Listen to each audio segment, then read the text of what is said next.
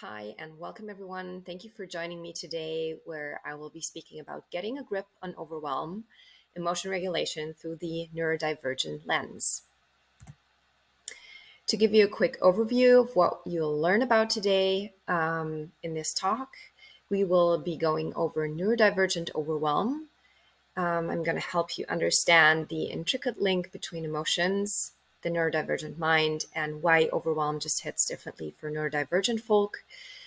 We're going to learn about why emotions are key, and I'll help you realize how profoundly emotion regulation impacts your daily life and how you can leverage emotion regulation to feel better. And then we're going to go over how to make changes now. So you'll receive practical tips for effectively managing your emotions, particularly overwhelm. Before I jump in, I would like to take a minute to just tell you a little bit about myself. I'm Dina. I am a brain scientist and psychologist. I've worked in academia for over 20 years. I had my own research group at one of Germany's largest university hospitals. And I was mainly studying emotion regulation, both from the cognitive side, so how to change your thoughts in order to change your feelings, but recently more and more the route of the body, so how you can change your physiology to start feeling better. I am also a life coach for brainy misfits, and I'm a twice exceptional human and mom. So I was identified as gifted when I was a child, and I'm currently undergoing diagnosis for ADHD. And my goal today is really to provide you helpful context and easy to do practices that will help you manage overwhelm with more ease and in less time. So whenever, life gets lifey, I really want you to be able to help yourself get up, shake it off, and keep moving. So what we'll cover today specifically is overwhelm. Did we get here? So why does overwhelm happen? How does it happen? And then we're going to go into why overwhelm hits different in neurodivergence. I'm also going to be giving you SOS strategies. So this is really the part where I want you to get ready to move. So we're going to do some little practice, just a tiny bit. But I really want you to walk away from this talk and have something in your back pocket that you can use right away.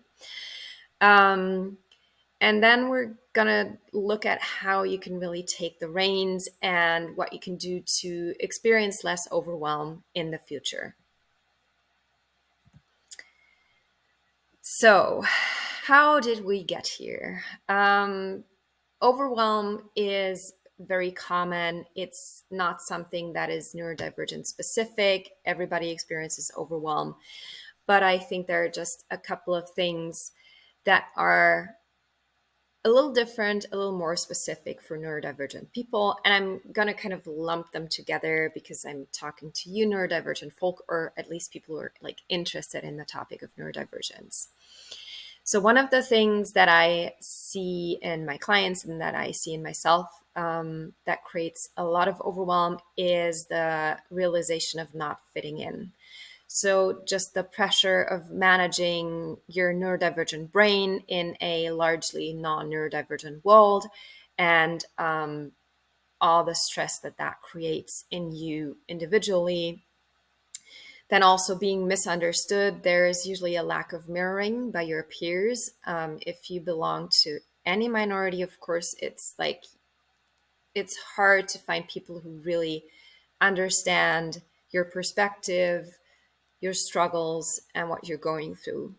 And that is the one part that you get mirrored less by other people. The other thing is that you yourself might experience low self-compassion because you think like everybody else is doing fine. Why am I always having problems? Why am I always like the black sheep? And really kind of like falling into that trap of beating yourself up for being different, being misunderstood. What I also often see play out is just a lack of tools. That might be because nobody ever taught you, or it might be because the tools that you have been taught are not working for you. So usually I see in my clients, and I know this from myself as well, us neurodivergent folk tend to work really hard on getting a grip on our big feelings. But sometimes it just feels like someone just forgot to hand you the manual, and everybody else seems to be having it, right? Um, Another thing that comes up a lot when it comes to reasons of feeling overwhelmed is trouble staying grounded. So, especially in high pressure situations or in any context that is emotionally intense, we lose our footing. This happens to everybody. It's not a neurodivergent specific challenge as much, but of course, it's exacerbated by the just generally increased stress of trying to fit in and trying to make things work while being different from like the population mean, right? Um, Relationships can also be very challenging, especially if they are between a non-neurodivergent person and a neurodivergent person, because it's just, to kind of, sometimes it can feel like you're talking in different languages. Um, so you can have a hard time navigating both personal and professional relationships due to the emotional spikes that you're experiencing, and just generally having different needs and kind of like not having a lot of overlap and a different basis for the conversation or different conversational styles. Another thing that I see happening a lot is just a lack of support. That, of course, ties into the not fitting in, the being misunderstood, the trouble staying grounded, the trouble with managing, challenging situations, maybe leaving relationships earlier than you would like to just because it just feels too hard. So I see a lot of neurodivergent people who feel very isolated and have trouble connecting with people or finding people where they feel they just get them. So in a nutshell, not fitting in, being misunderstood, a lack of tools, trouble with staying grounded, relationship challenges, and a lack of support. These are kind of the main categories that I come across very often in my neurodivergent clients. Now, as I said, overwhelm and all of these things don't necessarily have to be neurodivergent specific, but overwhelm does indeed hit differently. And it is in your head. Probably you've heard that a couple of times. It's all in your head. And you know what? It might actually be in your head. Um, as a neuroscientist, of course, I'm always interested in looking at the science, looking at the data, looking at the facts. And turns out that we do find characteristic differences in neural structure and in neural functioning in neurodivergent people. So that could be anybody who is autistic, who has ADHD, who is gifted, who has PTSD, or anything else that falls under the neurodivergence umbrella.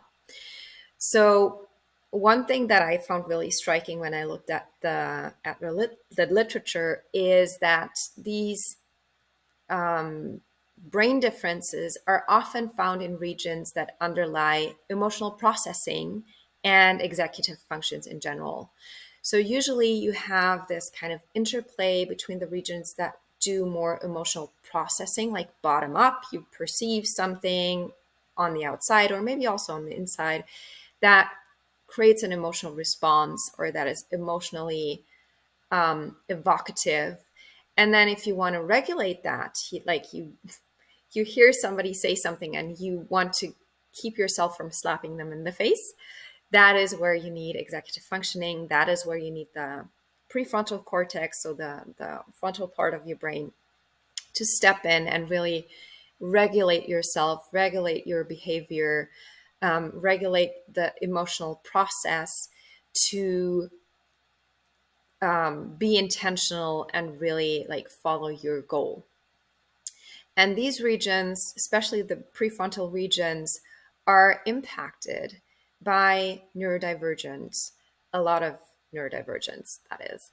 And in general, the struggle that we see with executive functioning is also related to struggles with emotional self-regulation. So these brain differences may exacerbate struggles with emotion regulation. This is something that is also backed by science. We see a lot of studies that say that neurodivergent folks tend to have more, or are more prone to states of emotional dysregulation or psychological conditions such as generalized anxiety or depression. So the other thing that I found interesting is that that really calls for neurodivergent specific strategies and support. So this is probably something that if you are neurodivergent, you already know that. You've always felt it, but maybe you didn't have the words or the context to really be like, yes, this is actually what's happening. So this is just a permission slip for you to be like, yes, it's actually different. I need different strategies. I need to adapt things that work for other people because they are not going to work for the type of brain that I have, and I need a different kind of support. So what could that support look like? I am, as I said, I'm a life coach. I'm also a psychologist and I studied emotion regulation. So, of course, I'm coming at this from both the theoretical point and the practical, like implementation point, where I'm actually using these strategies for myself. I'm using them for my clients. I'm even using them for my kids sometimes. So these are really things that I see working very well in people in general, but also in people with neurodivergence. Pick any one of those, like, and if you try them out, give yourself some time. They might not work the first time you do them. You might need some practice, but like give them a couple of reps and then make a decision. If something really doesn't fit your needs, feel free to ditch it.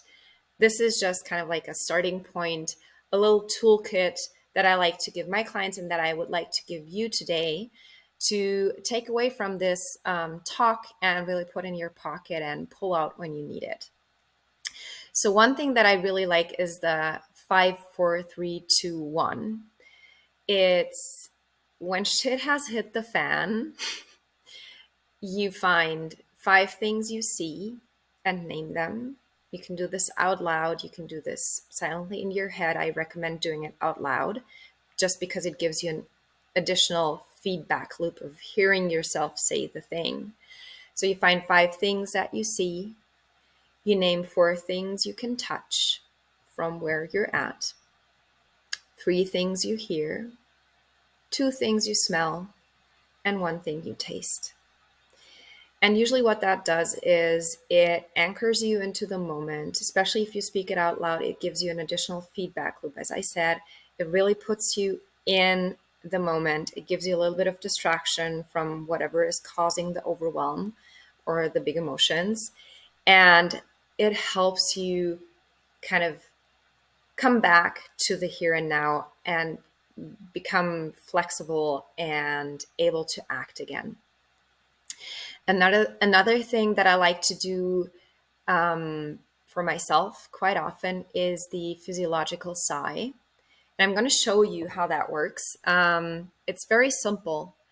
It's you inhale deeply, then you inhale some more, and then you exhale fully. And you can repeat this as many times as you want to. Even just doing 1 repetition is enough, and will kind of reset your system and calm you down. You can do up to 5 minutes, and this is also like there's also science on this specific strategy that shows that doing 5 minutes of this has mood boosting effects. So the way this works is you inhale a little more until your lungs are really full, and then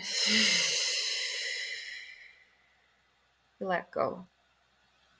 We'll do one more if you want to, and you're in a place where you can follow along. I invite you to try this now. You inhale more, and exhale.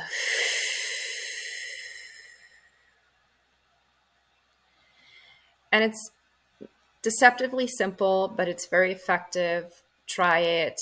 I love it, especially when I'm very stressed, like I have to do some work where I have to do deep thinking. I'm a little exhausted. I do a couple of minutes of this. I just feel a lot better, more invigorated, less overwhelmed, less stressed.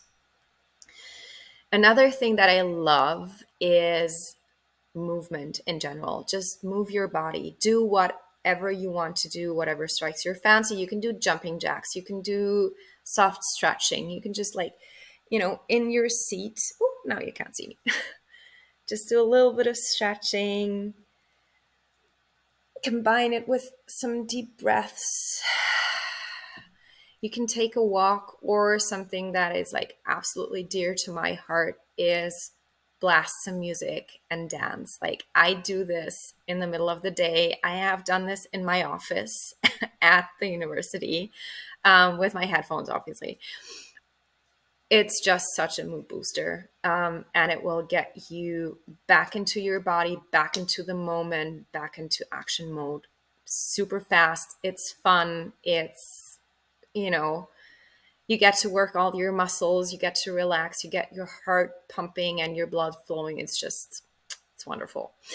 Another thing that I recommend quite often is chunking.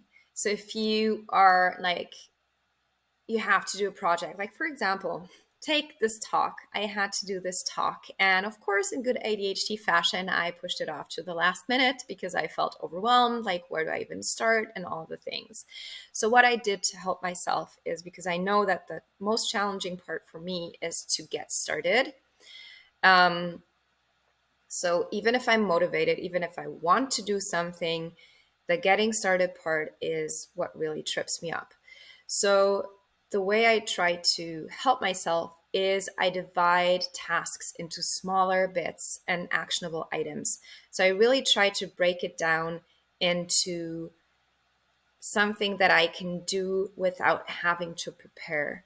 Like, for example, open a Google Doc and type the title of your presentation.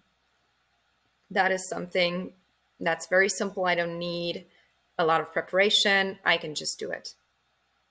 Another thing that I like to do is I try to work with myself rather than against myself. And this is also something that I teach my clients and that they find find to be very valuable.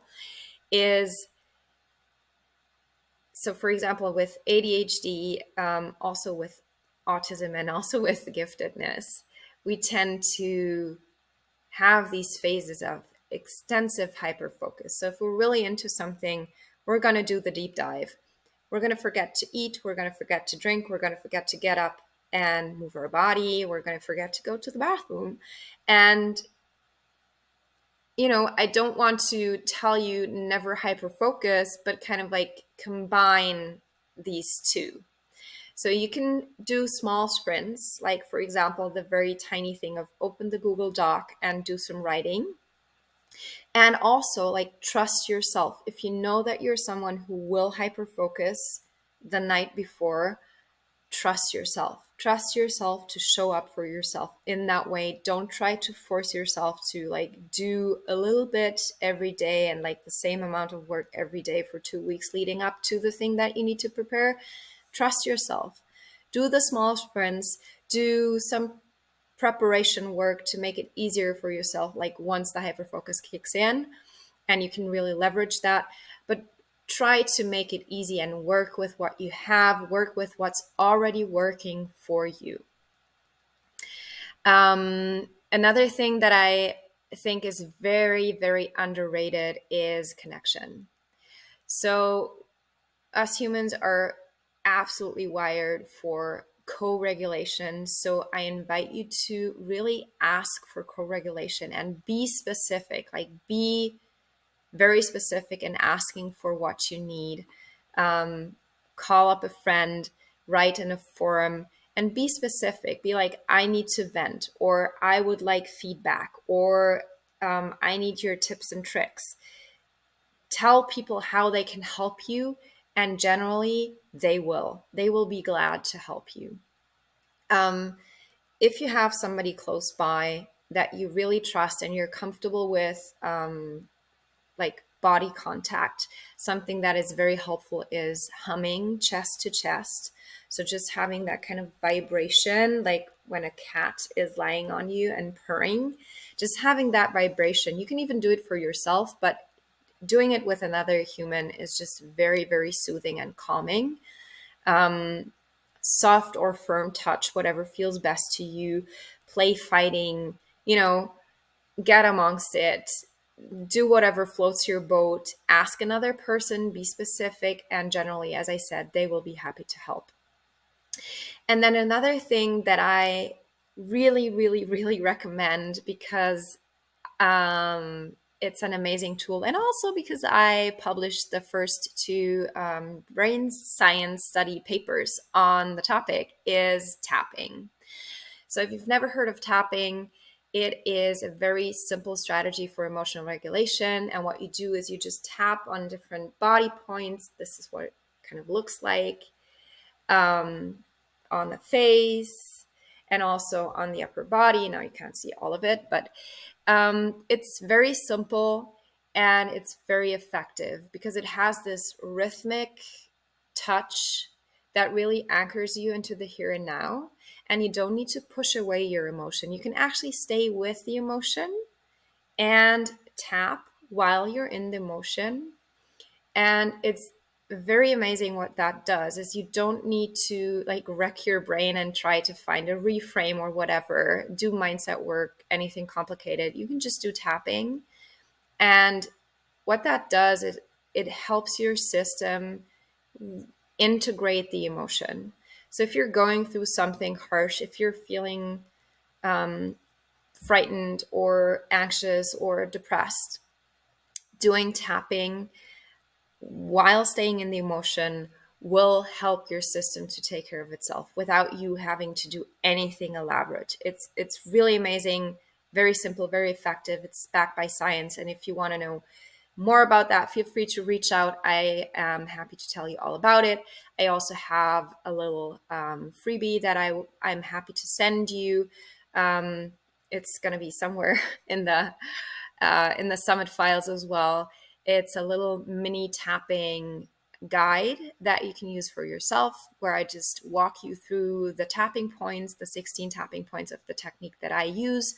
And it's a little PDF with like the tapping points that you can just take with you and pull out when you need it.